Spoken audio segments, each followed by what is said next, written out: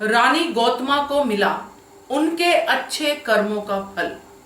नमस्कार दोस्तों, स्वागत है आपका आपके अपने चैनल हंग्री स्पिरिट्स में। हंग्री स्पिरिट्स देख रहे सारे दर्शकों का मैं अंजू शर्मा दिल से स्वागत करती हूँ। रानी गौतमा जो अब मृत्यु छाया पे है, एक एक सांस उनका भारी पड़ रहा है।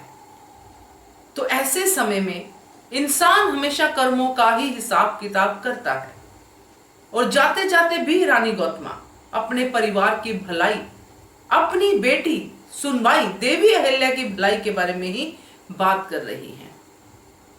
तो कैसे रानी गौतमा के अच्छे कर्म उनके सामने आते हैं, इसके ऊपर चर्चा करते हैं। पहले वही निवेदन, जिन्होंने अभी तक चैनल को सब्सक्राइब नहीं किया है कृपया कर लीजिए। साथ में दोस्तों बेल आइकॉन दबाइएगा ताकि आपको हमारे वीडियोस के नोटिफिकेशन मिलते रहे। जिस समय की ये बात है दोस्तों, उस समय औरतें जो हमेशा आदमी के अधीन ही रहती थी, आदमी की खुशी में ही उनकी खुशी होती थी, उनका पति उनके लिए परमेश्वर होता था। और ये लड़ाई जिन औरतों ने लड़ी है इस हक के लिए, जिनके पति उनको टॉर्चर करते थे, उनको जो भी कहना हो कहते थे, वगैरह वगैरह जो भी था, उन्होंने लड़ी, मगर बहुत ही कम नाम है। रानी गौतमा इस मामले में बहुत लकी थी।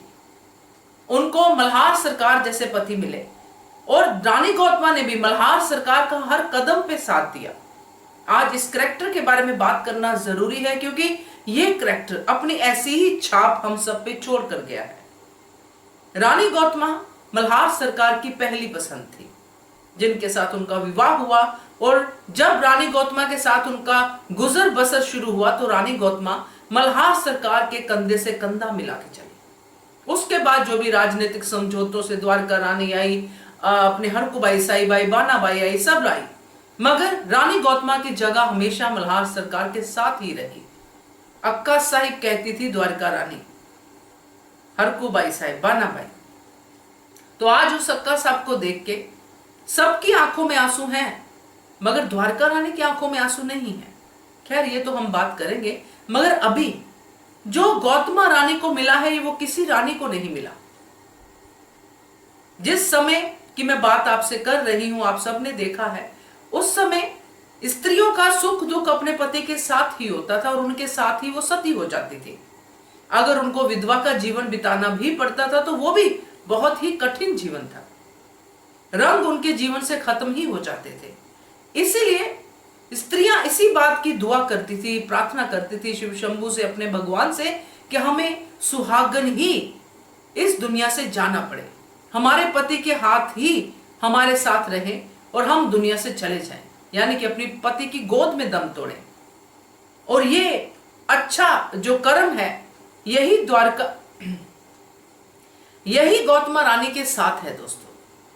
गौतमा रानी मल्हार सरकार के जीते जी ही स्वर्ग सिधार जाएंगी। अपनी अंतिम सांस वो अपने पति के सामने ही लेंगी।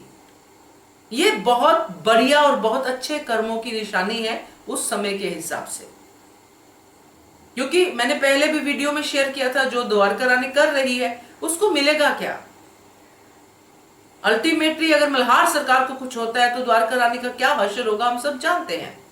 मगर गौतमा रानी, बड़ा अच्छा लगा देख के, क्योंकि गौतमा रानी ने जितना भी इस धारावाहिक के जरिए इस करैक्टर ने हमें अपने आप को दिखाया है, उसने कभी किसी का बुरा किया नहीं है।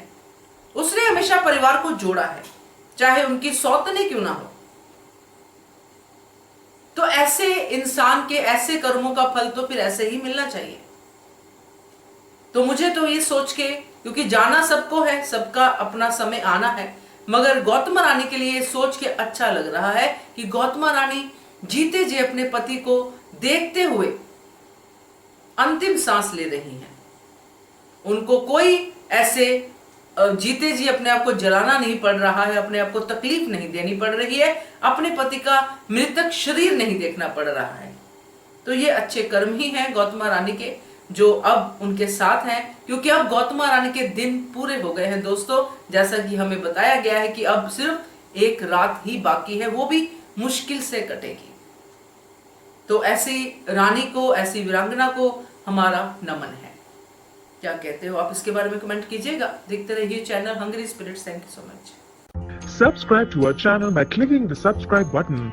Click the bell button and enjoy the latest uploads from our channel.